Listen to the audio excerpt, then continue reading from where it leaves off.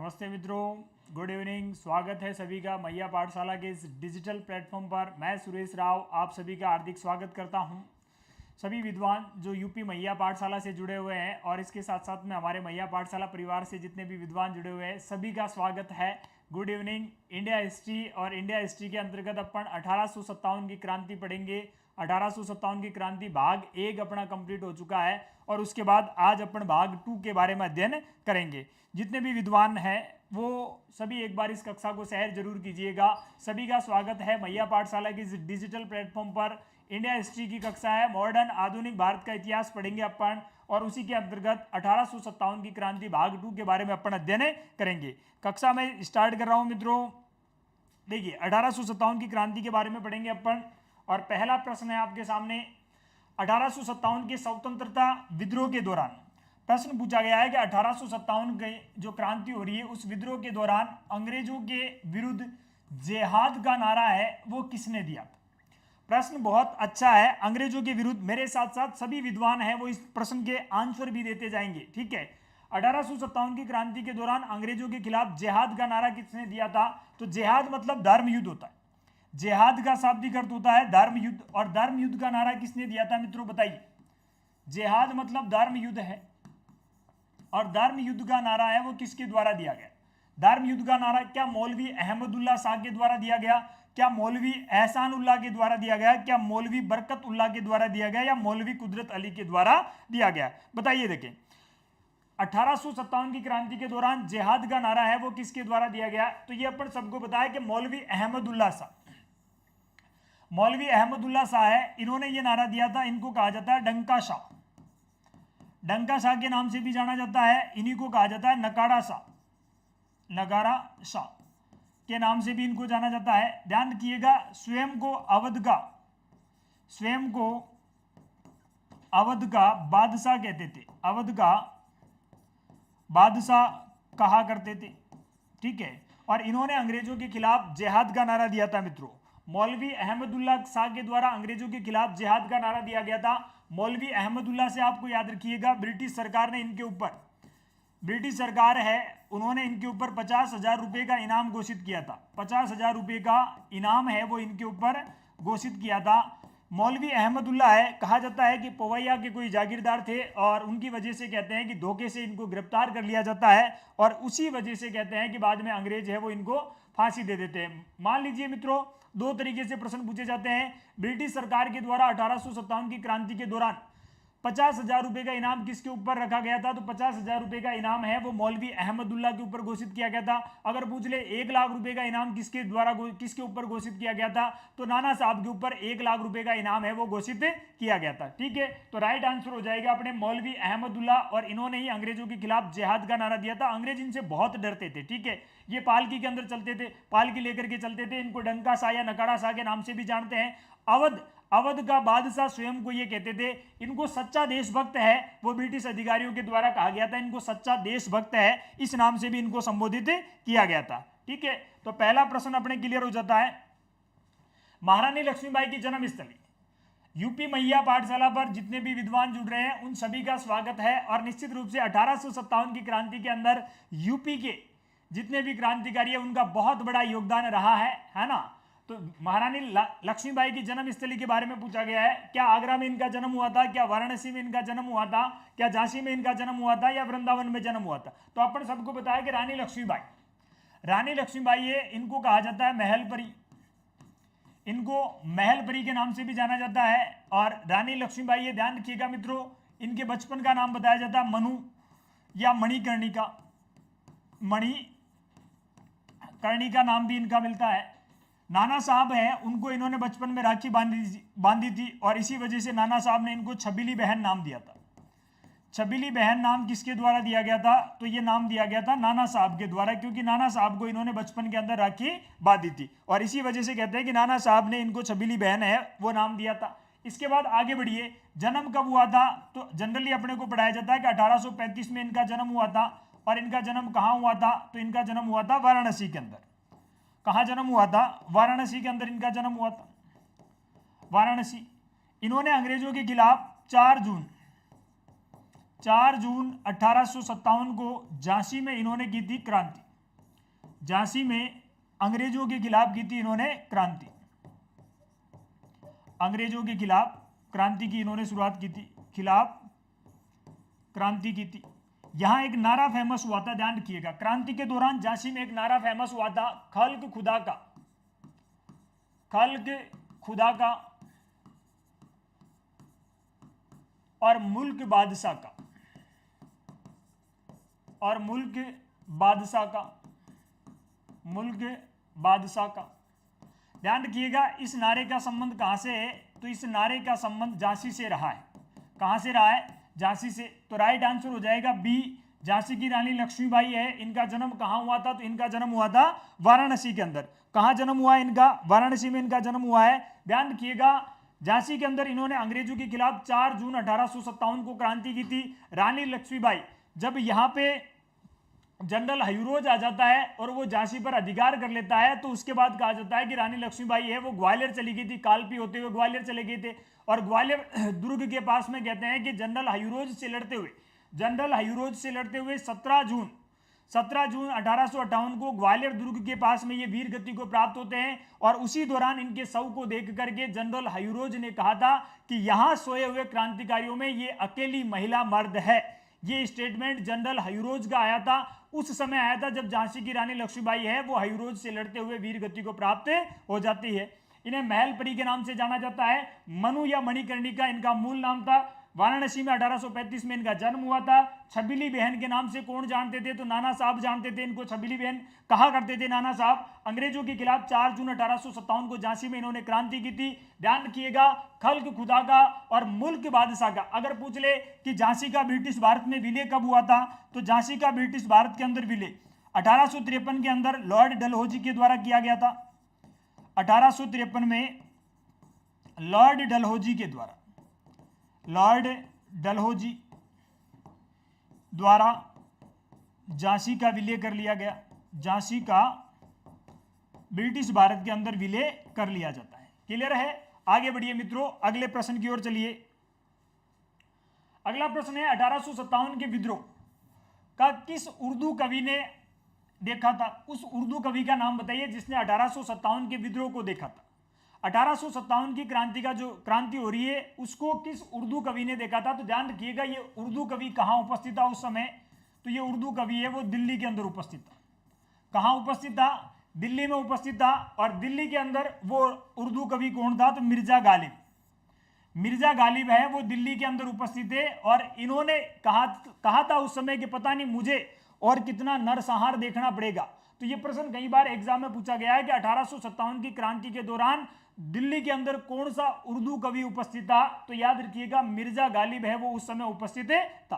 कौन उपस्थित था? मिर्जा गालिब है वो उस समय उपस्थित था। चलिए आगे, बहुत इजी सवाल है लेकिन कई बार परीक्षाओं के अंदर ये पूछ लिया जाता है। आगे बढ़िए, 1857 के स्वतंत्रता संग्राम के निम्नलिखित केंद्रों में से सबसे पहले अंग्रेजों ने किसे पुनः अधिकृत किया था? सबसे पहले अंग्रेजों ने किसे पुनः अधिकृत किया था, उस स्थान का चयन करना है अपने को। क्या झांसी को पहले अधिकृत किया था, क्या मेरठ को अधिकृत किया था, क्या दिल्ली को किया था, या कानपुर को अधिकृत किया था? बताइए, पहले सबसे पहले किस स्थान पर उन्होंने अधिकार किया था अंग्रेजों के द्वारा? प्रश्न के उत्तर जरूर दीजिएगा मित्रों। यूपी मैया पाठशाला से जितने भी विद्वान जुड़ रहे हैं आप सभी का स्वागत है। देखिए, झांसी की बात आती है तो झांसी पर अधिकार वापस कब किया गया? तो 4 अप्रैल 1858 को झांसी को पुनः अधिकृत किया था जनरल हयूरोज ने। जनरल हयूरोज के द्वारा झांसी को पुनः अधिकृत किया गया था। उसके बाद बात आती है मेरठ की। तो मेरठ पर अधिकार करने के लिए लॉर्ड कैनिंग खुद आया था। लॉर्ड कैनिंग खुद आया था। 8 जुलाई 1858 को यहां अधिकार किया था। और किसके द्वारा किया गया था? तो ये किया गया था लॉर्ड कैनिंग के द्वारा, लॉर्ड कैनिंग। उसके बाद दिल्ली की बात आती है तो दिल्ली पर अधिकार कब किया गया था? तो 20 सितंबर 1857 को ही दिल्ली के ऊपर अधिकार हो जाता है। और यहां अधिकार किसने किया था? तो यहां अधिकार किया था कैप्टन हडसन ने। कैप्टन हडसन ने यहां पे अधिकार किया था, क्योंकि जॉन निकलसन मारा जाता है जब दिल्ली के अंदर 12 मई 1857 को जब दिल्ली में क्रांति हुई थी मित्रों, तो उस समय कहा जाता है कि दिल्ली में एक अंग्रेज सेनापति उपस्थित था, जॉन रिप्ले। जॉन रिप्ले और निकलसन की दिल्ली में विद्रोह के दमन के दौरान मृत्यु हुई थी, याद रखिएगा। रिप्ले और रिप्ले के साथ में क्या याद रखना, Nicholson, John Nicholson. John Nicholson, इन दोनों की कहां मृत्यु हुई थी, तो इन दो अंग्रेज अधिकारियों की मृत्यु हुई थी दिल्ली में विद्रोह का दमन करने के दौरान। ये चीज आपको याद रखनी है। अधिकार किसने किया था, हडसन ने किया था। उसके बाद कानपुर पे अधिकार कब हुआ था, तो कानपुर पर 6 दिसंबर 1857 को अधिकार हो जाता है। और कौन अधिकार कर लेता है, तो साहब कॉलिन कैंपबेल है, उसके द्वारा यहां अधिकार कर लिया जाता है। तो अब अपने राइट आंसर अपने को स्पष्ट दिखाई दे रहा है। इसका राइट आंसर क्या होगा भाई, झांसी 4 अप्रैल पर अधिकार हो रहा है, मेरठ 8 जुलाई को हो रहा है, दिल्ली 20 सितंबर। तो राइट आंसर क्या हो जाएगा अपने, दिल्ली 20 सितंबर। सबसे पहले कहां अधिकार किया गया था, तो सबसे पहले दिल्ली पर अधिकार किया गया था। और किसने अधिकार किया था, तो कैप्टन हडसन ने अधिकार किया था। 2 अंग्रेज सेनापति मरे थे, यहां पे ध्यान रखिएगा। रिप्ले तो जब क्रांति हुई थी उस समय मर गया था। और उसके बाद ये जॉन निकलसन, इसकी हैजे के कारण वहां मृत्यु हो जाती है। अधिकार किसने किया था, तो कैप्टन हडसन ने अधिकार किया था मित्रों। मुगल बादशाह बहादुर शाह जफर को 20 सितंबर 1857 को हुमायूं के मकबरे से गिरफ्तार किया। और 21 सितंबर को कहा जाता है कि मुगल बादशाह बहादुर शाह जफर है वो हडसन की कैद में आ चुका था। और उसके बाद का अंजाम अपन सबको पता है कि हडसन ने बहादुर शाह जफर को जज हैरियट की अदालत के सम्मुख दिल्ली के लाल किले में पेश किया और वहां से इनको देश निर्वासन की सजा दे दी गई।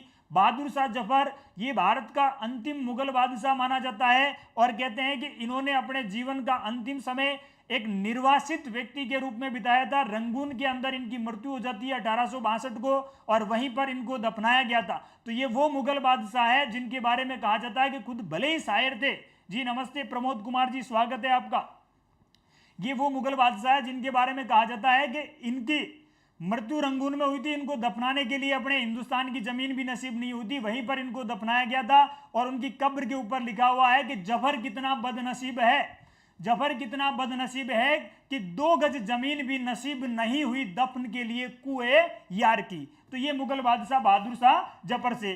तो राइट आंसर क्या हो जाएगा अपने, दिल्ली। सबसे पहले अंग्रेजों ने किस पे अधिकार किया था मित्रों, तो सबसे पहले अंग्रेजों ने अधिकार किया था दिल्ली पे। चलिए आगे, अगला प्रश्न मैया पाठशाला की ओर से आदरणीय मैया सर के विभिन्न कोर्सेज है। कंप्लीट हिंदी का कोर्सेज है सभी शिक्षक भर्ती परीक्षाओं के लिए, चाहे वो net, set, assistant professor, school lecturer, 2nd grade, 3rd grade, RPC के द्वारा आयोजित जितनी भी एग्जाम्स हैं, दिल्ली चयन बोर्ड के द्वारा जो एग्जाम आयोजित होते हैं, यूपी टीजीटीए, पीजीटीए, एमपी टेट के लिए कंप्लीट हिंदी का कोर्स है वो मैया पाठशाला प्ले स्टोर से आपको डाउनलोड करना। मैया पाठशाला ऐप पर अवेलेबल है ये सारे कोर्सेज। इसके अलावा एमपी टेट वर्ग 2 हिंदी का कोर्स भी मैया पाठशाला ऐप पर उपलब्ध है। जी बिल्कुल,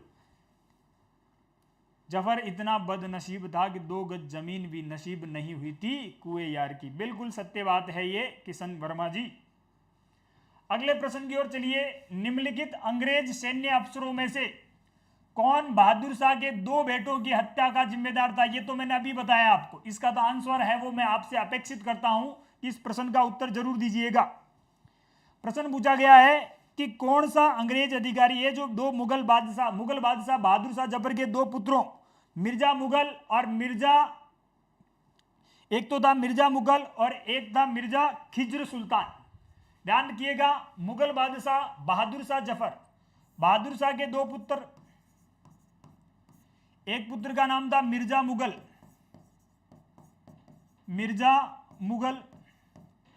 दूसरे पुत्र का नाम बताया जाता है मिर्जा खिज्र सुल्तान। मिर्जा उपाधि थी, जब अपन मुगल एम्पायर पढ़ते हैं तो वहां अपने को ये मिलती है, मिर्जा खिज्र सुल्तान। और इसके साथ में इस बहादुर शाह का एक पोता भी था, इसका पौत्र भी था अब्बू बक्र। इन तीनों की हत्या की थी।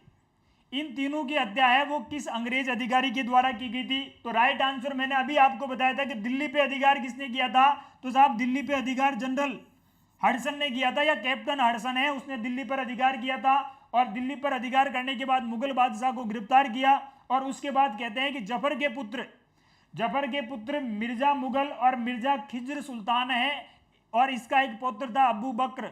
उन तीनों की कहते हैं जफर के सामने उसने हत्या कर दी थी। और यहां अपने को यह लिखा हुआ मिलता है कि मित्रों, बहादुर शाह जफर के इन पुत्र और पौत्रों का गरम गरम रक्त पिया था हडसन ने। उसने कहा था उस समय कि अगर मैं इनका रक्त नहीं पीऊंगा तो मैं पागल हो जाऊंगा। ये स्टेटमेंट हडसन का आया था। आपको बताओ तो हसन निजामी की एक रचना है दहली की झांकी, दहली की झांकनी। हसन निजामी नामक एक कवि हुआ है जिसने हसन निजामी के द्वारा एक रचना लिखी गई है दहली की झांकनी, दहली की झांकनी, दहली की झांकनी। ये जो रचना है इसमें स्पष्ट रूप से लिखा हुआ है कि हडसन ने जफर के पुत्रों का रक्त पिया था। हडसन ने जफर के पुत्रों का रक्त पिया था, ये स्पष्ट रूप से यहां लिखा हुआ मिलता है। तो राइट आंसर क्या हो जाएगा अपने? जनरल हडसन, बिल्कुल जी, हडसन। कृष्ण वर्मा जी का आंसर आ रहा है हडसन। जितने भी विद्वान यूपी मैया पाठशाला से जुड़े हुए हैं, निश्चित रूप से ये हमारा एक नवाचार है कि आपके लिए इतिहास विषय से रिलेटेड जितने भी परीक्षा उपयोगी प्रश्न है वो आप तक पहुंचाए जाए, और इसके साथ साथ में हिंदी से रिलेटेड जो भी आपको पाठ्यक्रम अगर परचेज करना है तो मैया पाठशाला ऐप से आप ग्रहण कर सकते हो, वो ले सकते हो। किस क्रांतिकारी का वास्तविक नाम रामचंद्र पांडुरंग था? बहुत इजी सवाल है ये तो, जनरली सब इस प्रश्न का उत्तर देंगे। वास्तविक नाम रामचंद्र पांडुरंग था, तो अपन सबको बताया कि वास्तविक नाम रामचंद्र पांडुरंग किसका था? तो साहब तात्या टोपे का था। अब तात्या टोपे ये मूलतः कहाँ के थे? तो ये मूलतः पवनार महाराष्ट्र के बताए जाते हैं। पवनार नामक स्थान है महाराष्ट्र के अंदर, यहाँ के थे। तात्या टोपे है वो नाना साहब के कमांडर इन चीफ थे, कमांडर इन चीफ के पद पर तैनात थे। तात्या टोपे इनको भारत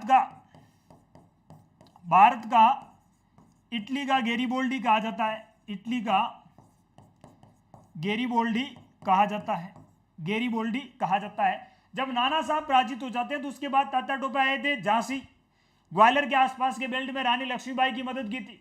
लेकिन जब रानी लक्ष्मीबाई है वो 17 जून 1858 को जनरल हयूरोज से लड़ते हुए वीर गति को प्राप्त हो जाती है, तो उसके बाद कहा जाता है कि तात्या टोपे आए थे राजस्थान। तात्या टोपे पहली बार राजस्थान आते हैं, मांडलगढ़ होते हुए प्रवेश करते हैं, यहाँ जनरल रॉबर्ट से वो कुआड़ा का युद्ध लड़ते हैं मित्रों। हालांकि इस कुआड़ा के युद्ध में तात्या टोपे पराजित हो जाते हैं, उसके बाद ये वापस लौट जाते हैं। दूसरी बार 11 दिसंबर को ये वापस आते हैं, और इस दौरान कहते हैं कि इन्होंने बांसवाड़ा वाले क्षेत्र के ऊपर अधिकार किया था, टोंक के ऊपर भी अधिकार किया था।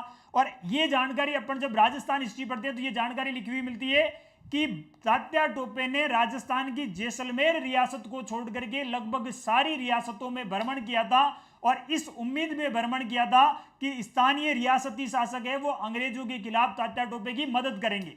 लेकिन कहते हैं कि तात्या टोपे की किसी भी शासक ने प्रत्यक्ष रूप से मदद नहीं की थी। केवल और केवल बूंदी रियासत जो एक छोटी सी रियासत थी और वहां के शासक थे राम सिंह सेकंड, उन्होंने तात्या टोपे की थोड़ी बहुत मदद की थी, आर्थिक मदद की थी। और इसके अलावा बीकानेर के शासक थे सरदारा सिंह सेकंड, ये सरदारा सिंह, उन्होंने कहते हैं कि तात्या टोपे को 10 घुड़सवार सैनिकों की मदद की थी। तो ये वही तात्या टोपे है जो नाना साहब के कमांडर इन चीफ रहे थे, उसके बाद रानी लक्ष्मीबाई के कमांडर इन चीफ के पद पर भी ये रहते। यहाँ इन दोनों, क्योंकि नाना साहब पराजित हो जाते हैं, कॉलिन कैंपबेल है वो 6 दिसंबर 1857 को कानपुर पे अधिकार कर लेता है, ये नेपाल निर्वासित हो जाते हैं। और इधर लक्ष्मीबाई है वो 17 जून 1858 को जनरल हयूरोज से लड़ते हुए वीर गति को प्राप्त हो जाती है। तो उसके बाद ये राजस्थान आए थे। और ध्यान रखिएगा तात्या टोपे, इनको 1857 की क्रांति का प्रथम शहीद कहा जाता है। 1857 की क्रांति का अंतिम शहीद कहा जाता है, क्रांति का अंतिम शहीद इनको कहा जाता है। प्रथम शहीद तो मंगल पांडे थे, और दूसरे शहीद है वो कौन थे? तो दूसरे शहीद थे ईश्वर पांडे। तात्या टोपे को 1857 की क्रांति का अंतिम शहीद कहा जाता है क्योंकि इनके मित्र मानसिंह नरूका ने धोखे से इनको जंगल में गिरफ्तार करवा दिया था, नरवर के जंगलों में गिरफ्तार करवा दिया था। और अंग्रेजों ने 18 अप्रैल 1859 को तात्या टोपे को शिप्रा नदी के किनारे दे दी थी फांसी। तो इनको फांसी कब दी गई थी? तो 18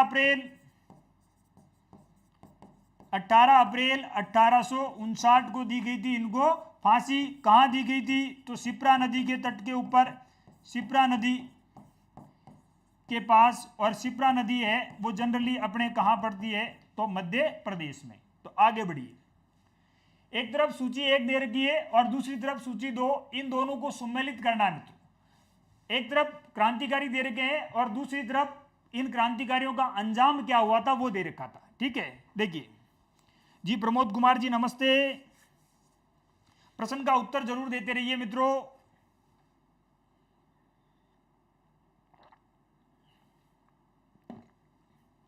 प्रश्न का उत्तर जरूर देते रहिए। देखिए, लक्ष्मीबाई है, अपने को पता है कि लक्ष्मीबाई क्या हुआ था कि साहब ये युद्ध के अंदर मारे गए थे। कब के साहब? 17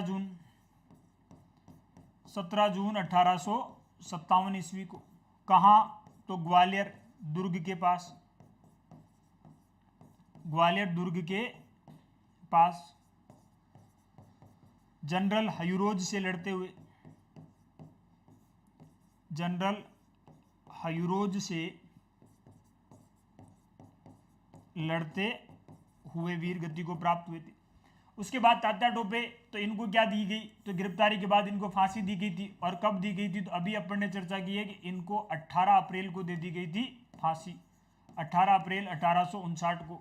उसके बाद नाना साहब ये क्या हो गए थे? नेपाल निर्वासित। और ये बहादुर शाह जफर रंगून निर्वासित। और रंगून के अंदर ही इनकी हो जाती है मृत्यु। 7 नवंबर 1862 को इनकी वहीं हो जाती है मृत्यु।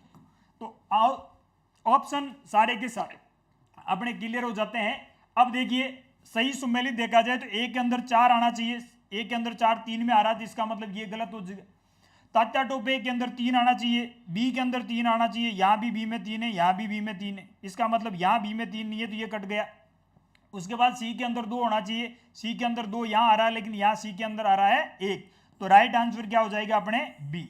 B is right answer. ठीक है मित्रों, आगे बढ़िए।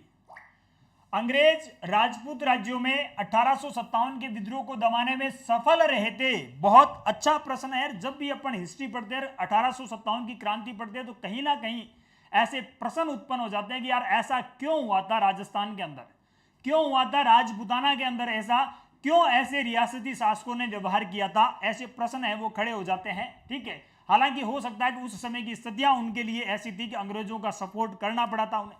1857 की क्रांति राजपूत राज्यों में 1857 के विद्रोह को दबाने में सफल रहे थे। क्यों सफल रहे थे? स्थानीय शासकों ने क्रांतिकारियों का साथ नहीं दिया, बिल्कुल सही बात है। शिक्षित मध्यम वर्ग अंग्रेजों का समर्थन कर रहा था? नहीं कर रहा था भाई, नहीं कर रहा था, ये तो तटस्थ रहा था। छावनियों के सैनिक राजपूताना से बाहर के क्रांतिकारियों का नेतृत्व स्वीकार करने के लिए तैयार नहीं थे, तो यह भी गलत हो जाएगा। समाचार पत्र क्रांतिकारियों के सही उद्देश्य नहीं बता पाए, तो राइट आंसर क्या हो जाएगा? ए। स्थानीय शासकों ने क्रांतिकारियों का साथ नहीं दिया। जब अपन लॉर्ड कैनिंग का स्टेटमेंट पढ़ते हैं तो अपने को यह जानकारी मिलती है। लॉर्ड कैनिंग का जब अपन स्टेटमेंट पढ़ते हैं तो वहां अपने को यह जानकारी मिलती है कि कैनिंग ने कहा था कि इस 1857 की क्रांति में इन स्थानीय शासकों ने इस तूफान के आगे एक बांध की तरह कार्य किया है। अगर ये बांध नहीं होता तो ये तूफान ब्रिटिश साम्राज्य को एक हवा में या एक झोंके में बहा करके ले जाता। ये स्टेटमेंट तत्कालीन भारत के गवर्नर जनरल और भारत के पहले वाइसराय जनरल लॉर्ड कैनिंग का आया था। राजपूत शासकों के द्वारा जब अंग्रेजों की मदद की जा रही है तो उसी संदर्भ में कहते हैं कि कैनिंग ने ये स्टेटमेंट दिया था। ठीक है, चलिए, तो राइट आंसर क्या हो जाएगा अपने? बी हो जाए, ए राइट आंसर हो जाएगा। आगे बढ़िए। 1857 के स्वतंत्रता संग्राम में किस राजवंश ने अंग्रेजों की सर्वाधिक सहायता की थी? यह सवाल भी बहुत अच्छा है। किस राजवंश ने? हालांकि बहुत सारे राजवंशों ने सहायता की है, प्रश्न यह पूछा गया कि किस राजवंश ने अंग्रेजों की सर्वाधिक सहायता की थी। तो ग्वालियर के सिंधिया ने, इंदौर के होलकर ने, नागपुर के भोसले ने, रामगढ़ के लोधी। अपन सबको पता है कि जब अपन लॉर्ड कैनिंग का एक स्टेटमेंट पढ़ते हैं, लॉर्ड कैनिंग है, लॉर्ड कैनिंग ने यह बात कही थी। कैनिंग क्या कह रहा है कि अगर सिंधिया भी या सीधा सा कह सकते हैं कि केवल सिंधियाई, कैनिंग कह रहा है कि केवल सिंधिया भी क्रांतिकारियों के साथ मिल जाता, क्रांतिकारियों के साथ मिल जाता तो मुझे दूसरे दिन ही बिस्तर समेटने होंगे, दूसरे दिन बिस्तर समेटना पड़ता कि बीटे बांधने पड़ते, ब्रिटिश साम्राज्य के बीटे बन जाते अगर केवल और केवल सिंधिया ही अगर क्रांतिकारियों के साथ हो जाता तो ब्रिटिश साम्राज्य के क्या बन जाते, बीटे बन जाते। ये स्टेटमेंट किसका था, लॉर्ड कैनिंग का। ध्यान रखिएगा, लॉर्ड कैनिंग का स्टेटमेंट स्थानीय शासकों ने इस विद्रोह के दौरान ब्रिटिश साम्राज्य के लिए एक बांध का कार्य किया था, ब्रिटिश साम्राज्य के लिए एक बांध का कार्य किया था। अगर ये बांध नहीं होता तो ये तूफान ब्रिटिश साम्राज्य को एक झोंके में बहाकर ले जाता। ये स्टेटमेंट कैनिंग का आया था स्थानीय राजपूत शासकों के द्वारा जब अंग्रेजों की मदद की गई। और जब ग्वालियर का सिंधिया ये सबसे ज्यादा ताकतवर था उस समय, क्योंकि इसका ग्वालियर के सिंधिया का मंत्री था दिनकर राव, इसका मंत्री था दिनकर राव। इस दिनकर राव ने तो अंग्रेजों की सर्वाधिक मदद की थी, दिनकर राव है, इसने तो अंग्रेजों की सर्वाधिक मदद की थी मित्रों।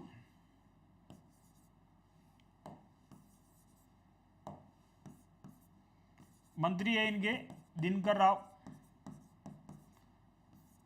अंग्रेजों की सर्वाधिक मदद की थी इन्होंने, अंग्रेजों की सर्वाधिक मदद की थी, यानी कि सिंधिया ने भी मदद की थी, इसके मंत्री ने भी मदद की थी। जी बिल्कुल किशन जी, सिंधिया राइट आंसर है आपका। जी जितने भी विद्वान लाइव जुड़ रहे हैं उन सभी का स्वागत है। इसके बाद आगे देखिए मित्रों, असिस्टेंट प्रोफेसर कॉलेज शिक्षा जो राजस्थान लोक सेवा आयोग के द्वारा आयोजित की जा रही है, असिस्टेंट प्रोफेसर कॉलेज शिक्षा, और उसका तृतीय प्रश्न पत्र जो संपूर्ण राजस्थान अध्ययन से रिलेटेड है उसकी टेस्ट सीरीज है वो मैया पाठशाला पर अवेलेबल है, जिसमें टोटल 20 टेस्ट होंगे। 18 टेस्ट है वो टॉपिक वाइज होंगे, इसके साथ साथ में 2 मेजर टेस्ट होंगे। सारे जो टेस्ट है उन सब का वीडियो सॉल्यूशन करवाया जाएगा। ये टेस्ट सीरीज मात्र 499 रुपए में अवेलेबल है। मैया पाठशाला ऐप से आप ये टेस्ट सीरीज परचेज कर सकते हो। संडे से विधिवत रूप से ये टेस्ट सीरीज है वो प्रारंभ हो जाएगी। पहला टेस्ट है वो संडे को इस ऐप के ऊपर है वो अवेलेबल हो जाएगा। उसके साथ साथ में भारतीय इतिहास एवं कला संस्कृति मित्रों, कंप्लीट इंडियन हिस्ट्री, इसके साथ साथ में आर्ट एंड कल्चर का एक live batch, completely live batch है पूरा का पूरा, ये लॉन्च किया गया है। ये भी मैया पाठशाला पर अवेलेबल है, जो कंप्लीट हिस्ट्री आपके मेरे द्वारा पढ़ाई जाएगी। जो RS PSI first grade second grade के जो भी एग्जाम है, इसके साथ साथ में आपके यूपी TGT के लिए भी इंपॉर्टेंट है। कहीं ना कहीं PGT के अंदर भी इंडिया हिस्ट्री है वो बहुत बड़ा योगदान देती है, तो पीजीटी के लिए भी आप इस कोर्स को देख सकते हो। हालांकि कंप्लीटली पीजीटी के लिए तो ये पाठ्यक्रम नहीं रहेगा, लेकिन जनरली ये पीजीटी के लिए भी आपके लिए बहुत उपयोगी रहेगा, ठीक है। इसके साथ साथ में टीजीटी के लिए तो कंपलसरी है। इसके अलावा यूपी पीसीएस के जितने भी एग्जाम वगैरह होते हैं, यानी कि कुल मिलाकर के जिसमें इंडिया हिस्ट्री आपके आ रही है, उसका कंप्लीट पाठ्यक्रम है वो मैया पाठशाला ऐप पर अवेलेबल है और मात्र 599 रुपए के अंदर है। कल से विधिवत रूप से कक्षाएं प्रारंभ होगी, तो अगर आप ये कोर्स परचेज करना चाहते हैं तो मैया पाठशाला पर आप ये कोर्स परचेज कर सकते हो, ठीक है। अगले प्रश्न की ओर चलिए मित्रों। एक तरफ सूची 1 दे रखी है और एक तरफ सूची 2 के साथ सम्मिलित कीजिए। एक तरफ लेखक दे रखे हैं और दूसरी तरफ इनके द्वारा लिखी गई किताबें दे रखी। बहुत अच्छे सवाल है, ऐसे प्रश्न हैं वो निश्चित रूप से परीक्षाओं के अंदर वर्तमान में पूछे जा रहे हैं। कुछ महत्वपूर्ण किताबें अपने को याद होनी चाहिए, उन किताबों के लेखक अपने को याद होने चाहिए। कई बार जो प्रश्न आता है वो प्रश्न अगर अपने को एक भी राइट आंसर मालूम हो तो अपन पूरे प्रश्न को सम्मिलित कर सकते हैं। बताइए, देखें इसका राइट आंसर क्या होगा।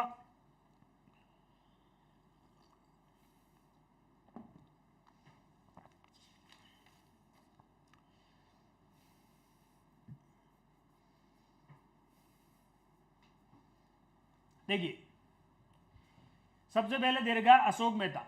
अशोक मेहता ने एक किताब लिखी है 1857, ध्यान रखिएगा अशोक मेहता है, इनके द्वारा 1857 द ग्रेट रिबेलियन, टाइप नहीं हुआ है, द ग्रेट रिबेलियन, ये इसका पूरा नाम है। ठीक है, तो अपन सुमेलित करना है, अशोक मेहता है, उनके द्वारा कौन सी किताब लिखी गई है, तो इनके द्वारा लिखी गई है 1857 द ग्रेट रिबेलियन। उसके बाद आगे चलते हैं अपन आर.सी. मजूमदार, ध्यान रखिएगा आर.सी. मजूमदार के द्वारा लिखी गई है the sepoy mutiny and the revolt of 1857, ये आर.सी. मजूमदार की किताब है। उसके बाद एस.बी. चौधरी, इनके द्वारा लिखी गई है the civil rebellion in the Indian mutiny, ये किनके द्वारा लिखी गई है, तो ये एस.बी. चौधरी के द्वारा लिखी गई है। और उसके बाद एस.एन. सेन, अपन सबको पता है कि ये तो 1857 की क्रांति के सरकारी इतिहासकार थे। एस.एन. सेन, ध्यान रखिएगा ये सरकारी इतिहासकार थे 1857 की क्रांति के सरकारी इतिहासकार, इन्हीं को माना जाता है। हालांकि डॉक्टर ताराचंद है, उनका भी इसमें योगदान रहा था। 1857 की क्रांति के ऊपर इन्होंने जो किताब लिखी है 1857, ध्यान रखना ये जो पुस्तक है इसकी प्रस्तावना, इस किताब की प्रस्तावना किसके द्वारा लिखी गई है, तो इस किताब की प्रस्तावना है वो मौलाना कलाम के द्वारा लिखी गई। प्रस्तावना किसके द्वारा लिखी गई है, तो प्रस्तावना लिखी गई है मौलाना कलाम के द्वारा, ये चीज भी आपको याद रखनी है। तो अब देखिए सुमेलित करना है, Ashok Mehta 1857 the great rebellion, the great rebellion नाम से किताब किसके द्वारा लिखी गई है, तो अशोक मेहता के द्वारा। एक अंदर 4, केवल एक में आ रहा, तो देखो अपने आप ये गलत हो जाएंगे, अपने आप ही कट जाएंगे। राइट आंसर क्या हो जाएगा इसका, B, B is right answer. ठीक है, आगे बढ़िए। निम्न में से कौन सा सही सुमेलित नहीं है, कौन सा सही सुमेलित नहीं है उसका चयन करना है आपको।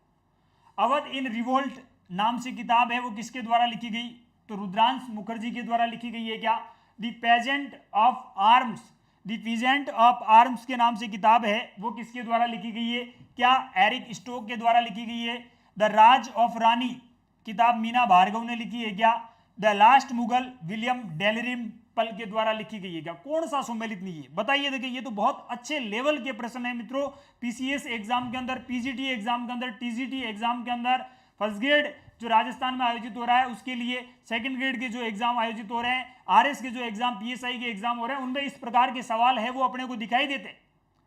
तो कौन सा सुमेलित नहीं है, देखो द अवध इन रिवोल्ट नाम से रुद्रांश मुखर्जी के द्वारा किताब लिखी गई है। द पीजेंट ऑफ आर्म्स किसके द्वारा लिखी गई है, एरिक स्टोक्स के द्वारा लिखी गई है। द लास्ट मुगल है वो विलियम डेलरिम्पल के द्वारा लिखी गई है। लेकिन द राज ऑफ रानी की रचना है वो ताप्ती राय के द्वारा की गई।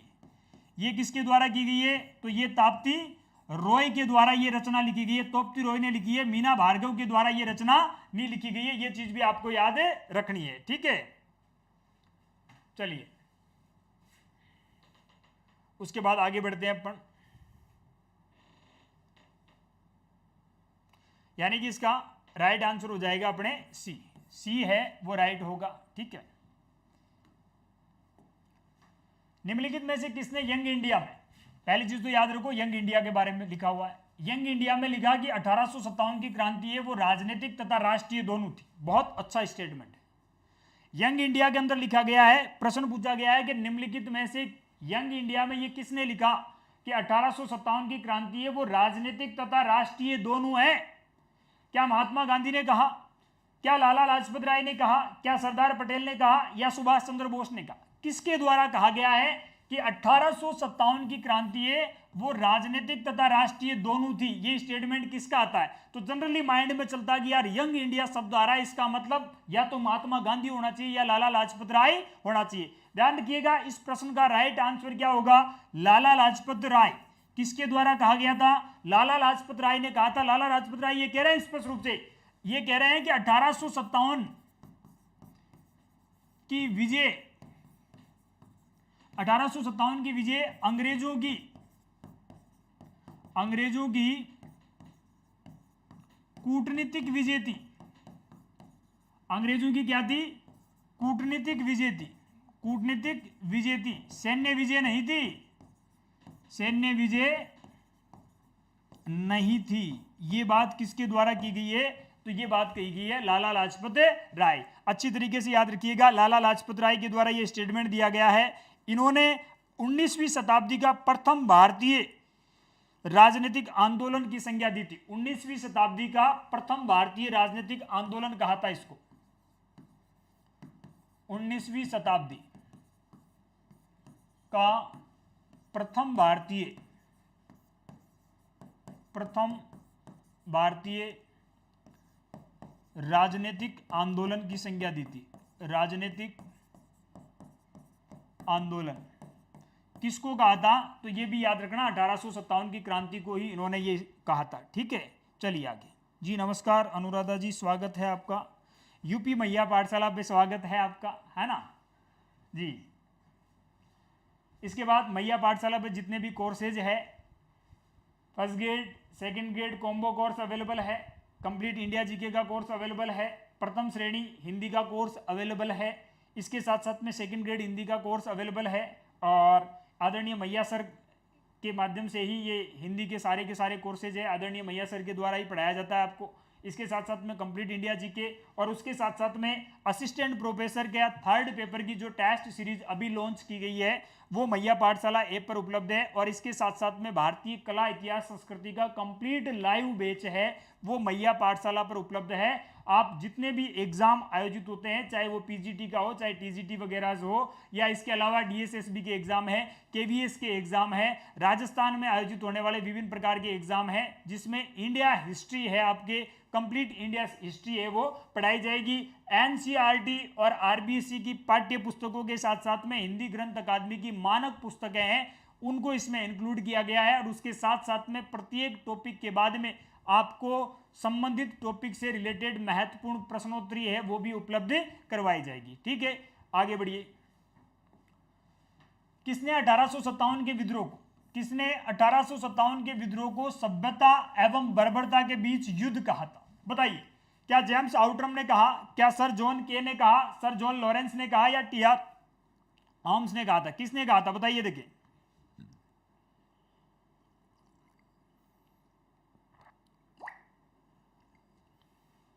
देखो सर जेम्स आउटरम, इन्होंने तो क्या कहा था? इन्होंने कहा था हिंदू मुस्लिम षड्यंत्र। हिंदू मुस्लिम षड्यंत्र की संज्ञा है वो किसके द्वारा दी गई थी? तो ये तो दी गई थी जेम्स आउटरम के द्वारा। उसके बाद सर जॉन के क्या कह रहे हैं कि श्वेतों के विरुद्ध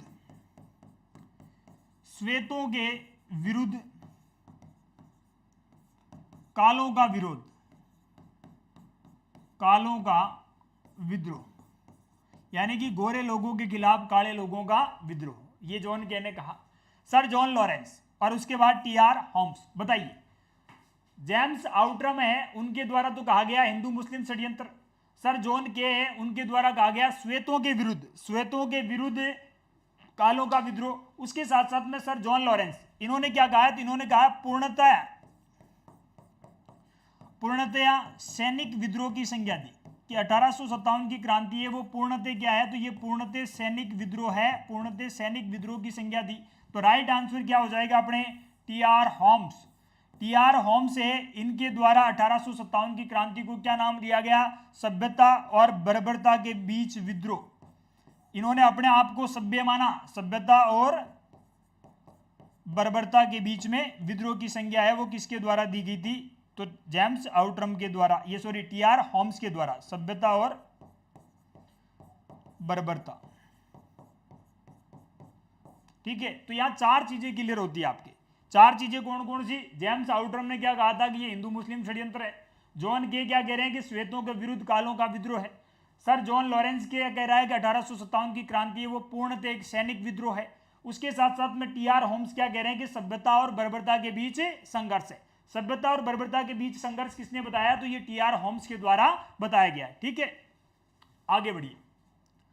अगला प्रश्न क्या कह रहा है कि 1857 के विद्रोह के संदर्भ में, 1857 के विद्रोह के संदर्भ में किसने कहा कि मेरठ का विद्रोह गर्मी की आंधी की भांति अचानक एवं अल्पकालीन था? ये स्टेटमेंट तो पता नहीं कितने एग्जामों में कितनी बार पूछ लिया गया है, और निश्चित रूप से यूपी वालों का तो आंसर आना चाहिए। यहां से इस प्रश्न का आंसर जरूर दीजिएगा।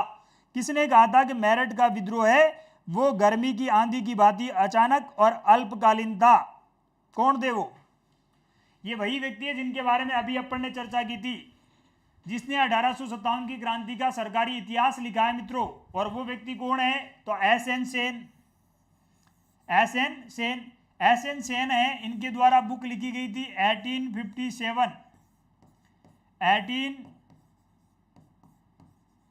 1857 नाम से इन्होंने बुक लिखी थी। और ये जो 1857 है, इसकी प्रस्तावना किसके द्वारा लिखी गई थी? तो इसकी प्रस्तावना लिखी गई थी मौलाना कलाम के द्वारा। मौलाना कलाम है, उन्होंने इस किताब की लिखी थी प्रस्तावना। ध्यान रखिएगा, ये 1857 की क्रांति के सरकारी इतिहासकार हैं, सरकारी इतिहासकार है ये। अब यहां एक चीज और याद रखना, वीडी सावरकर क्या कह रहे हैं? विनायक दामोदर सावरकर, इनके द्वारा the first war of Indian independence, the first war of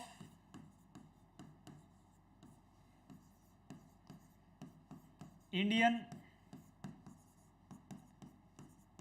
independence नाम से बुक लिखी गई। और इसी किताब में इन्होंने 1857 की क्रांति को प्रथम स्वतंत्रता संग्राम कहा था। 1857 की क्रांति को प्रथम स्वतंत्रता संग्राम कहा था। प्रथम स्वतंत्रता संग्राम किसके द्वारा कहा गया था? तो वीडी सावरकर के द्वारा कहा गया था जी। आगे बढ़िए, अगला प्रश्न। इस मिसाल में हम हिंदुओं को, इस मिसाल में हम मुसलमानों को हिंदुओं से भिड़ा नहीं पाए। निम्नलिखित में से यह कौन सी घटना से संबंधित एचिसन का कथन है? पहली चीज तो याद रखो कि ये स्टेटमेंट किसका है? तो एचिसन का है। अब एचिसन ने ये किस घटना के संदर्भ में कहा था कि इस मिसाल में, ध्यान रखना, इस मिसाल में हम मुसलमानों को हिंदुओं से नहीं लड़ा पाए। ये एचिसन का स्टेटमेंट आता है, किसके संदर्भ में आता है? कौन सी घटना के संदर्भ में आता है? तो ध्यान रखिएगा, एचिसन के उपरोक्त स्टेटमेंट किस घटना के संदर्भ में आया था? 1857 की क्रांति। 1857 की क्रांति के संदर्भ में एचिसन ने ये स्टेटमेंट दिया था कि इस मिसल में हम मुसलमानों को हिंदुओं से लड़ा नहीं पाए थे, हम मुसलमानों को हिंदुओं से लड़ा नहीं पाए थे। ये स्टेटमेंट किसके द्वारा दिया गया था? तो ये एचिसन के द्वारा दिया गया था, 1857 के विप्लव के संदर्भ में दिया गया था। ऐसा स्टेटमेंट ध्यान रखना एचिसन के द्वारा असहयोग आंदोलन के संदर्भ में भी दिया गया था। तो दोनों के संदर्भ में कह रहा है, जब असहयोग आंदोलन भारत में हो रहा था तो उस समय भी एचिसन है, उसका ये स्टेटमेंट आया था। ये मूलतः आया उसी समय था, 1857 की क्रांति के संदर्भ में। तो उसने कह दिया कि 1857 की क्रांति जब हुई थी तो उस समय मुसलमानों को हिंदुओं से नहीं लड़ा पाए थे। तो राइट आंसर तो इसका हो जाएगा ए। लेकिन असहयोग आंदोलन के संदर्भ में भी एचिसन का ये स्टेटमेंट अपने को दिखाई देता है। ठीक है, तो आगे बढ़िए अगले प्रश्न की ओर। 1857 की क्रांति का महत्वपूर्ण परिवर्तन क्या रहा था? 1857 की क्रांति हुई, उसका महत्वपूर्ण परिवर्तन क्या था? हिंदू और मुसलमानों के बीच सांप्रदायिक विभाजन में वृद्धि हुई। यह कोई महत्वपूर्ण परिवर्तन नहीं है भाई 1857 की क्रांति का। कंपनी से क्राउन की शक्ति का स्थानांतरण हो गया, बिल्कुल हो सकता है। सेना की चौकसी में वृद्धि हुई, यह तो कोई बड़ा कारण नहीं है। स्थानीय राजाओं का शासन में महत्व कम हो गया, यह भी कोई बड़ा महत्व नहीं है। प्रश्न पूछा है कि 1857 की क्रांति का महत्वपूर्ण परिवर्तन क्या रहा था? तो महत्वपूर्ण परिवर्तन क्या रहा था मित्रों? यह रहा था महत्वपूर्ण परिवर्तन, कंपनी से क्राउन की शक्ति है, कंपनी से क्राउन को शक्ति क्या कर दी गई थी? स्थानांतरित कर दी गई थी। यानी कि 1857 की क्रांति के बाद भारत पर ब्रिटिश ईस्ट इंडिया कंपनी की सत्ता है वो समाप्त कर दी गई और भारत पर अब ब्रिटिश क्राउन यानी कि ब्रिटेन की महारानी की सत्ता है वो स्थापित हो गई थी। इसकी औपचारिक घोषणा है वो मिंटो पार्क के अंदर लॉर्ड कैनिंग के द्वारा की गई थी, जिसे अपन विक्टोरिया घोषणा के नाम से जानते हैं। उस विक्टोरिया घोषणा के तहत ईस्ट इंडिया कंपनी का कार्य केवल और केवल व्यापारिक रख दिया गया कि कह दिया भाई तुम्हारा काम व्यापार है, क्योंकि इस कंपनी की स्थापना व्यापार के लिए हुई थी। इस कंपनी की स्थापना ही व्यापार के लिए हुई थी। 24 सितंबर 1599 को ईस्ट इंडिया कंपनी की स्थापना हुई थी और इसी कंपनी को 31 दिसंबर 1600 को 15 वर्षों का चार्टर दे दिया था एलिजाबेथ फर्स्ट ने कि 15 वर्षों तक पुरू के साथ व्यापार करो। अब प्रारंभिक इसका नारा ही भूभाग नहीं व्यापार था, तो ये तो व्यापार करने के लिए स्थापित हुई थी कंपनी, ये तो भारतीय लोगों ने मौका दे दिया। जब अंग्रेज बंगाल के अंदर अपनी सत्ता स्थापित कर रहे थे, और उस समय अगर सिराजुद्दौला के विद्रोही मीर जाफर है, इसके अलावा अमीन चंद जैसे लोग हैं, घसीटी बेगम जैसे लोग हैं, वो अगर वहां अंग्रेजों की मदद नहीं करते, लॉर्ड क्लाइव की मदद नहीं करते, तो निश्चित रूप से भारत में अंग्रेजों की राजनीतिक सत्ता स्थापित ही नहीं होती। अंग्रेजी की राजनीतिक सत्ता स्थापित नहीं होती, कंपनी का शासन ही स्थापित नहीं होता। अब अपन ने मौका दे दिया, तो व्यापारिक एकाधिकार तो था ही था इस कंपनी का, उसके साथ साथ में इन्होंने भारत में राजनीतिक सत्ता है वो भी स्थापित कर ली। लेकिन 1857 की क्रांति में जब विभिन्न कारण ब्रिटिश सरकार को दिखाई देते हैं, तो उन्हें ऐसा लगा था कि अगर अब भारत को कंपनी के हवाले रखा गया तो लंबे समय तक यहाँ यूरोपियन ये अंग्रेज शासन नहीं कर सकते, तो उन्होंने कहते हैं कि कंपनी की राजनीतिक सत्ता कर दी समाप्त, अब कंपनी केवल और केवल क्या करेगी, व्यापार करेगी। ठीक है, आगे बढ़िए। इसके बाद मैया पाठशाला पर विभिन्न कोर्सेज है। प्रथम श्रेणी शिक्षक का कॉम्बो कोर्स अवेलेबल है, हिंदी और जीके का। उसके साथ साथ में असिस्टेंट प्रोफेसर के लिए हिंदी का कंप्लीट कोर्स अवेलेबल है। इसके साथ साथ में राज्य व्यवस्था की बुक है राहुल सर की। इसके अलावा हिंदी नेट और सेट का कोर्स अवेलेबल है। इसके अलावा एक ही कोर्स में कंप्लीट हिंदी मिल जाएगी आपको, और उसके साथ साथ में असिस्टेंट प्रोफेसर के लिए थर्ड पेपर की जो टेस्ट सीरीज है वो मैया पाठशाला ऐप पर आप परचेज कर सकते हो। उपरोक्त सारे के सारे कोर्सेज है मित्रों वो मैया पाठशाला पर अवेलेबल है, और इस टेस्ट सीरीज की जो राशि है वो है आपके 499 रुपये। मात्र 499 रुपये के अंदर ये टेस्ट सीरीज आपके अवेलेबल है। कंप्लीट हिंदी का कोर्स 12,500 में अवेलेबल है। इसके साथ साथ में मात्र 8,599 के अंदर नेट सेट हिंदी का कोर्स अवेलेबल है। असिस्टेंट प्रोफेसर का कोर्स है वो 6,700 रुपये में, और उसके साथ साथ में 6,900 रुपये के अंदर फर्स्ट ग्रेड का कॉम्बो कोर्स है वो अवेलेबल है। और उसके साथ भारत की राज व्यवस्था बुक है राहुल सर की, वो भी आप निश्चित रूप से, ये सारी की सारी चीजें ये ज्ञान वितान पब्लिकेशन से प्रकाशित होती है। ठीक है, फिर आगे बढ़िए। कौन सा आयोग 1857 के विद्रोह के दमन के बाद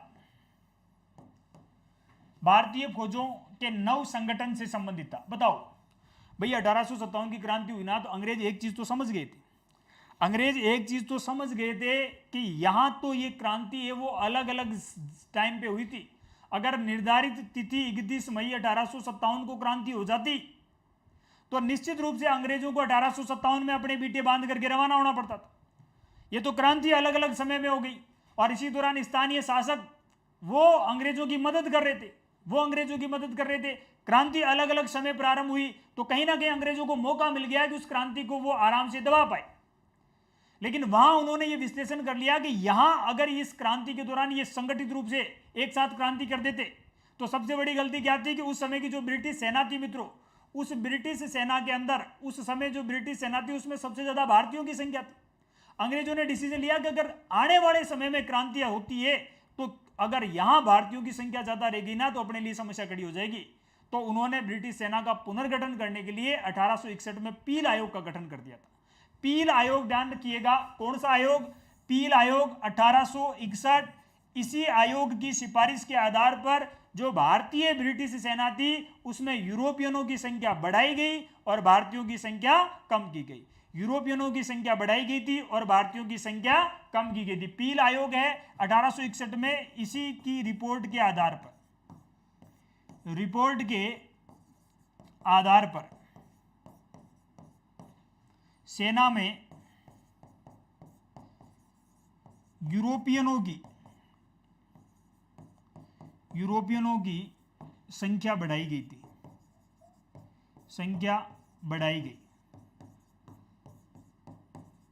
यानी कि जनरली अपने को मिलता है कि पहले 1:5 था, उसको अब कम कर दिया गया और उसको यूरोपियन 2 कर दिए गए और भारतीय 3 कर दिए गए थे। 2:3 है वो अपने को दिखाई दे रहा है। इसके साथ साथ में कहते हैं कि गोरखा रेजिमेंट वगैरह जो लोग हैं, पहाड़ी बेल्ट के लोगों को ज्यादा शामिल किया गया था क्योंकि अंग्रेजों को उनके ऊपर ज्यादा विश्वास था। हडसन है वो गोरखा रेजिमेंट की मदद से तो दिल्ली पे अधिकार करता है। हडसन गोरखा रेजिमेंट है, उसी की मदद से तो दिल्ली पे अधिकार करता है। इसके बाद आगे बढ़िए। 1857 के विद्रोह के बाद सैन्य परिवर्तनों के बारे में निम्नलिखित कथनों पर विचार कीजिए। देखो, सैन्य परिवर्तन, अभी पिछले प्रश्न में भी अपन ने सैन्य परिवर्तन पर चर्चा की थी।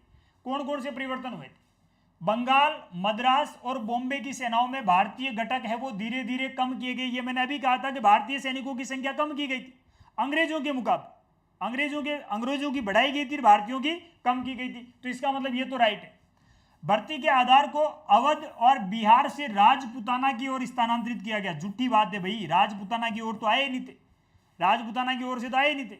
उसके बाद सैनिकों को पसंदीदा स्नेक यानी लुब्रिकेंट से कारतूस को रोगन की अनुमति दे दी गई थी, क्योंकि समस्या कहां खड़ी हो रही थी। 1857 की क्रांति का तात्कालिक कारण एनफील्ड राइफल के अंदर लगने वाला कारतूस और कारतूस की नोक के ऊपर लगा हुआ था चर्बी युक्त पदार्थ, जो गाय या सुअर की चर्बी से बना हुआ था, मुंह से काटना होता था। तो अब यह प्रावधान कर दिया कि आप इसको रोगन से हटा सकते। ये प्रावधान किया गया था 1857 की क्रांति के बाद। तो इसका मतलब 3 भी राइट है, 2 हो जाएगा गलत। तो अपने राइट आंसर हो जाएगा 1 और 3। ठीक है।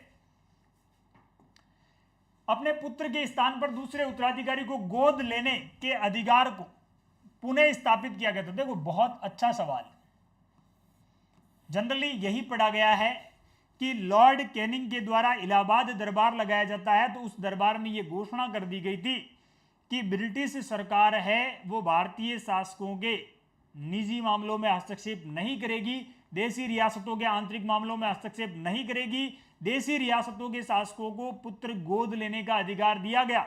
लेकिन यह विधिवत रूप से कब दिया गया? क्योंकि कैनिंग ने तो वहां घोषणा की थी, कैनिंग ने तो वहां घोषणा की थी। जो विक्टोरिया घोषणा हो रही है उसे भारत का क्या कहा जाता है? तो भारतीयों ने उसे अपना मैग्ना कार्टा कहा था, भारत की स्वतंत्रता का मैग्ना कार्टा भी कहा गया था उसको। लेकिन ये औपचारिक रूप से पुत्र गोद लेने का अधिकार कब दिया गया था? बताइए, औपचारिक रूप से पुत्र गोद लेने का अधिकार कब दिया गया था? 1858 के भारत सरकार के अधिनियम में ना, या तो नहीं है। लॉर्ड कैनिंग के हाथ की बात है क्या गोद लेने का? ये नहीं दे सकता। 1860 में सनद जारी की गई थी। क्या दी गई थी? 1860 में एक सनद जारी की गई थी और उस सनद के तहत देशी रियासतों के शासकों को अपना उत्तराधिकारी गोद लेने का अधिकार प्रदान कर दिया गया था। क्लियर? तो राइट आंसर क्या हो जाएगा इसका? सी है इसका राइट आंसर। ठीक है, बहुत अच्छा सवाल है मित्रों, इसको इंपोर्टेंट कर लेना, आने वाले एग्जाम में मिल सकता है ये प्रश्न। उसके बाद ज्ञान विधान पब्लिकेशन से विभिन्न प्रकार जो भी पाठ्य पुस्तकें हैं, हिंदी व्याकरणमाला है, हिंदी साहित्य आदरणीय मैया सर के द्वारा लिखित है, ये सारी की सारी पुस्तकें। और निश्चित रूप से आपको हिंदी में प्रतियोगी परीक्षा की आप तैयारी कर रहे हो तो निश्चित रूप से ये पाठ्य पुस्तकें आपकी तैयारी में मील का पत्थर साबित होगी, आपकी सफलता का ये पर्याय बनेगी। मैं कह रहा हूँ हिंदी प्रथम श्रेणी व्याख्याता के लिए पुस्तक अवेलेबल है, संस्कृत द्वितीय श्रेणी शिक्षक की पुस्तक अवेलेबल है, कंप्लीट हिंदी व्याकरण, इसके साथ साथ में हिंदी शिक्षण विधियां हैं वो भी अवेलेबल है, और इसके साथ साथ में हिंदी साहित्य है। ये कंप्लीट पाठ्य पुस्तकें हैं वो अवेलेबल है ज्ञान वितान पब्लिकेशन से। ठीक है, चलिए आगे। 1857 की क्रांति में 1857 की क्रांति के बारे में निम्नलिखित में से कौन सी एक अवधारणा सही है? पूछा क्या गया है, सही कौन सी? सारी 1857 की क्रांति से संबंधित है। एक बार देखिए आप,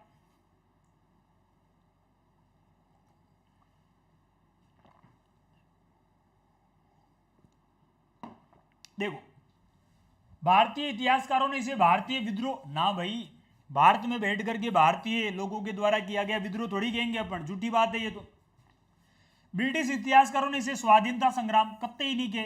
अंग्रेज और भारत का स्वाधीनता संग्राम मर जाए तो उनके कभी भी नहीं कहेंगे अंग्रेज, तो सीधी सी बात है। उसके बाद इसने भारत में ईस्ट इंडिया कंपनी की शासन प्रणाली को मर्त प्राय बना दिया। ये बात सही है भाई, ये बात सही।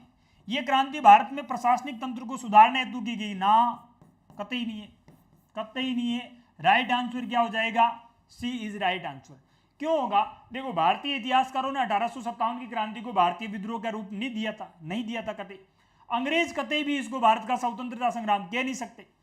हाँ, ईस्ट इंडिया कंपनी है उसकी शासन प्रणाली, यानी कि स्पष्ट दिखाई दे रहा है अपने को कि कंपनी की राजनीतिक शक्तियां क्या कर दी गई? समाप्त। कंपनी की राजनीतिक शक्तियां समाप्त कर दी जाती है। किसके साथ में? लॉर्ड कैनिंग के द्वारा, जो इलाहाबाद के मिंटो पार्क के अंदर घोषणा की जाती है, जिसे अपन विक्टोरिया घोषणा के नाम से जानते हैं। वहां पर स्पष्ट रूप से यह उल्लेख कर दिया गया कि कंपनी की राजनीतिक शक्तियां समाप्त, अब कंपनी केवल और केवल व्यापारिक कार्य करेगी। भारत का शासन है वो ब्रिटिश क्राउन के अधीन होगा, यानी कि कंपनी क्या हो गई? यहां मर्त प्राय। 1857 की क्रांति है, निम्नलिखित स्थानों पर 1857 के विद्रोह को प्रारंभ होने के अनुसार काल क्रम अनुसार व्यवस्थित कीजिए। अच्छे सवाल है मित्रों, पर निश्चित रूप से इस प्रकार के प्रश्न है वो परीक्षाओं के अंदर अपने को दिखाई दे रहे हैं, और ऐसे प्रश्न अगर आपके सही होते हैं तो निश्चित रूप से आप प्रतियोगी परीक्षाओं के अंदर बहुत आगे जाते हो, ऐसे सवाल अगर सही होते हैं। तो प्रश्न पूछा गया है, एक तरफ स्थान दे रखे हैं, इनमें विद्रोह की शुरुआत हो रही है, उसको काल क्रम अनुसार व्यवस्थित करना है, और ये अपन तब कर पाएंगे जब अपने को विद्रोह की तारीख याद होगी। क्या याद होगी? तारीख। अपने को बताया गया 1857 की क्रांति की शुरुआत कहां से हुई थी, तो साहब मेरठ से हुई थी। कहां से हुई थी? मेरठ से क्रांति की शुरुआत हुई थी। कब हुई थी? तो साहब 10 मई को हुई थी। 10 मई 1857 को भारत में 1857 की क्रांति की शुरुआत कहां से मानी जाती है? मेरठ से मानी जाती है। उसके बाद अपन लखनऊ चले, तो लखनऊ के अंदर शुरुआत कब हो रही है? 5 जून 1857 को लखनऊ में क्रांति से, 4 जून, लखनऊ में क्रांति की शुरुआत कब हो रही है? 4 जून को, 4 जून 1857। उसके बाद चलिए इलाहाबाद, इलाहाबाद चलिए या प्रयागराज, 6 जून 1857 को। बच गया कानपुर, वैसे कानपुर है, यहां की तारीख तो मिलती है 5 जून 1857, लेकिन सुरेंद्र नाथ सेन, SN सेन है, SN सेन के द्वारा यहां पर भी क्रांति की शुरुआत है वो 4 जून ही बताएगी। कितनी बताएगी? ये 4 जून ही बताएगी। ये किसके द्वारा? SN सेन के द्वारा यहां पर भी क्रांति की शुरुआत है वो 4 जून ही बताएगी ये। तो इस आधार पर अपन कह सकते हैं कि साहब 1857 की क्रांति है, अगर प्रारंभ से अपने को सम्मिलित करना है।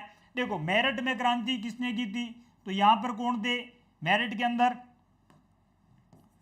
तो 20 NI रेजिमेंट के सैनिक, 20 NI रेजिमेंट किसके नेतृत्व में? तो बरेली के बख्त खान के नेतृत्व में यहां इन्होंने क्रांति कर दी थी। लखनऊ में किसके नेतृत्व में हुई थी? तो बेगम हजरत महल, बेगम हजरत महल, बेगम हजरत महल है, इनको क्या कहा जाता है? तो महकती है बेग में, महकती है बेग में, तो इनको कहा जाता है महक परी, महक परी। उसके बाद कानपुर, यहां विद्रोह की शुरुआत 5 जून, लेकिन SN सेन 4 जून बता रहे हैं। तो कानपुर में विद्रोह का नेतृत्व किसने किया था? तो यहां विद्रोह का नेतृत्व किया था नाना साहब ने। नाना साहब को क्या कहा जाता है? तो धोंदू पंत भी कहा जाता है। 1857 की क्रांति के वास्तविक सूत्रधार कौन थे? तो वास्तविक सूत्रधार भी नाना साहब थे। क्लियर है? उसके बाद इलाहाबाद, यहां विद्रोह की शुरुआत किसके नेतृत्व में हुई थी? तो इलाहाबाद में विद्रोह किया था लियाकत अली, लियाकत अली, इन्होंने विद्रोह का नेतृत्व किया था। तो अब देखिए काल क्रम अनुसार व्यवस्थित करना है अपने को। तो सबसे पहले 4 आएगा, यानी कि 4 यहां भी आ रहा है और कहीं पर भी नहीं आ रहा है, इसका मतलब ए क्या हो जाएगा? राइट, 4 हो जाएगा। मेरठ में सबसे पहले हुई थी। उसके बाद में देखा जाए तो 4 जून को कहां हुई थी? लखनऊ के अंदर। उसके बाद 5 जून को कहां हुई थी? तो 5 जून को हुई थी कानपुर में, और उसके बाद 6 जून को कहां हो जाती है? इलाहाबाद के अंदर। क्लियर है मित्रों? कक्षा को शेयर जरूर कीजिएगा मित्रों, बिल्कुल। यूपी मैया पाठशाला से जितने भी विद्वान हैं और इसके साथ साथ में हमारे मैया पाठशाला से जुड़ने वाले विद्वान हैं, कक्षा को शेयर जरूर कीजिएगा, है ना। आगे बढ़िए। एक तरफ सूची दे रखी है और दूसरी तरफ विद्रोहियों का स्थान नाम दे रखा है। एक तरफ स्थान दे रखा है, दूसरी तरफ विद्रोहियों का नाम दे रखा है। आपको इनको सम्मिलित करना है। सिंह भूमि क्षेत्र क्या इसका संबंध शामल से है क्या? बरोद क्षेत्र का गोनू से है क्या? अवध का फैजाबाद, अवध है, ये अवध का संबंध किससे है? तो बताइए।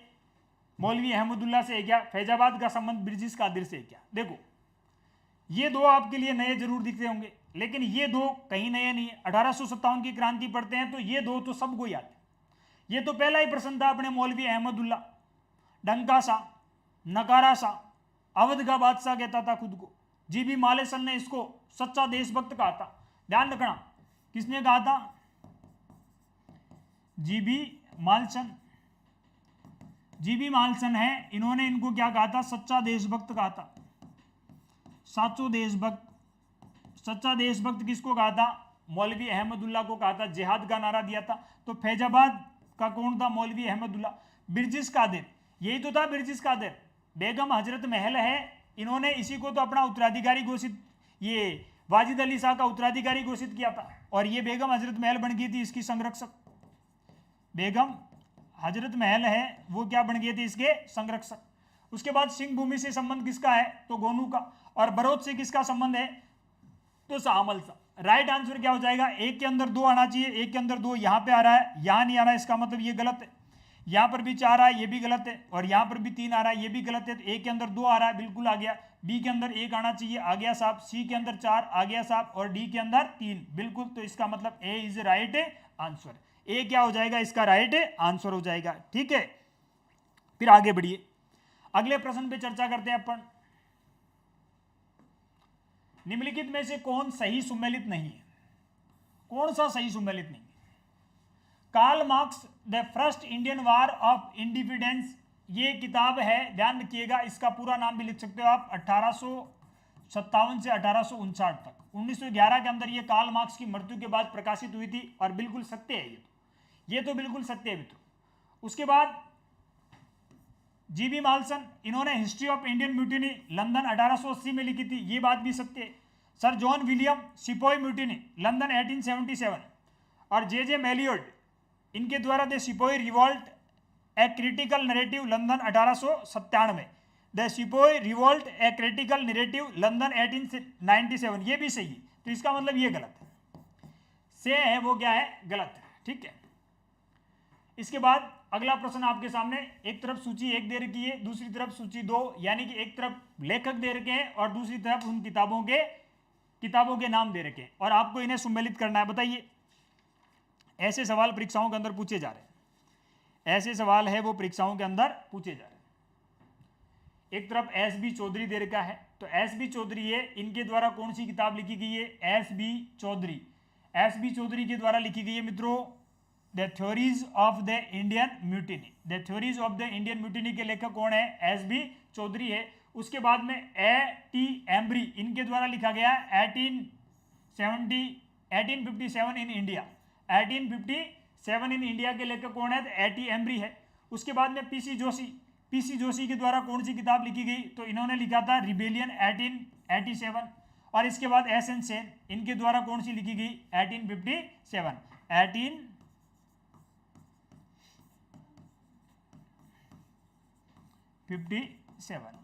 ये किनके द्वारा लिखी गई है? तो ये लिखी गई थी एस एन सेन। हालांकि ये डी भी एक भी अगर आप सम्मिलित कर लेते हो, देखो डी के अंदर 3 कहाँ आ रहा है? तो यहाँ तो 4 आ रहा है, यहाँ पर भी 4 आ रहा है, केवल इन 2 में आ रहा है। ठीक है, तो यहाँ लेकिन ए के अंदर 4 आना चाहिए, तो इसका मतलब D is right answer. D है वो इसका क्या हो जाएगा? राइट आंसर हो जाएगा।